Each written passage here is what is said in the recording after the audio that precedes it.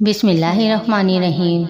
السلام علیکم ناظرین، آج کی اس ویڈیو میں ایک واقعہ بیان کریں گے کہ اللہ تعالیٰ کیسے انسان پرندوں کے لیے بھی اپنے رزق کے دروازے کس طرح کھولتا ہے کہ انسان کی عقل دنگ رہ جاتی ہے۔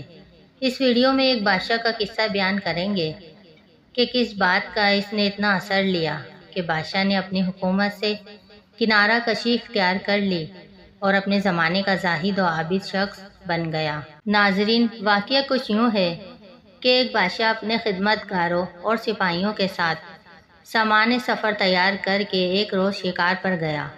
جب وہ پہاڑ کے دامن میں دوپہر کا کھانا کھانے دسترخوان پر بیٹھا تو ایک شاہین نے اچانک آ کر اس کے سامنے سے بھنے ہوئے مرغ کو پلک جھپکتے میں ہی اٹھا لیا اور تیزی سے اڑتا ہوا چلا گیا۔ بادشاہ یہ بھنا ہوا مرغ کھانا چاہتا تھا، لیکن وہ دیکھتا کا دیکھتا ہی رہ گیا۔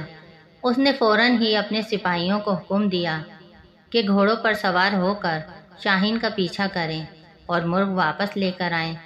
فوراً ہی لشکر روانہ ہو گیا، یہاں تک کہ شاہین کا تعاقب کرتا ہوا پہاڑ کے دامن میں جا پہنچا، اور اس کے بعد جب سپاہیوں نے دیکھا کہ شاہین پہاڑ کی دوسری جانب جا چکا ہے تو فوراً ہی سپاہی گھوڑوں سے اتر گئے اور پہاڑ کی بلندی پر جا پہنچے۔ پہاڑ کی دوسری جانب پہنچنے کے بعد انہوں نے بڑا عجیب و غریب منظر دیکھا۔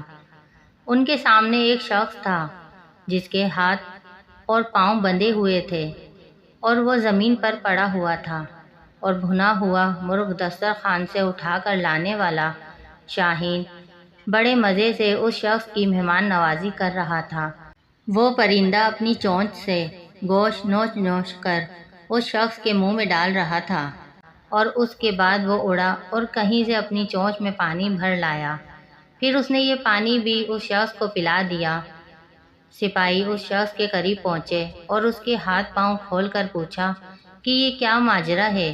اس نے سپاہیوں کا شکر ادا کرتے ہوئے بتایا، میں ایک تاجر ہوں، تجارت کے سلسلے میں اپنا مال و اسباب لے کر جا رہا تھا کہ اسی راستے میں ڈاکوؤں کا سامنا ہو گیا۔ وہ میرا مال و اسباب لوٹ کر لے گئے۔ وہ چاہتے تھے کہ مجھے قتل کر دیں، لیکن میں نے ان سے التجا کی کہ وہ مجھے جان سے نہ ماریں۔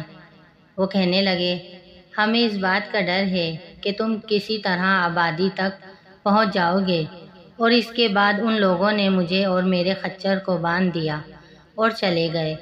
پھر دوسرے دن یہ پرندہ میرے لیے کہیں سے روٹی لے کر آیا، اور آج یہ بھنا ہوا گوشت لے آیا ہے۔ روزانہ 2 مرتبہ یہ پرندہ میری مہمان نوازی کرتا ہے۔ بادشاہ کو جب اس بات کا علم ہوا تو اس کی زندگی میں انقلاب آ گیا۔ وہ کہنے لگا، افسوس ہے ہم پر کہ ہم ایسے خدا کی خدائی سے غافل رہے جو اس انداز سے اپنے پرندوں کو رزق فراہم کرتا ہے اور اپنا نظام چلاتا ہے۔ یہ کہہ کر بادشاہ نے اپنی حکومت سے کنارہ کشی اختیار کر لی اور اپنے زمانے کا عابد و زاہد شخص بن گیا۔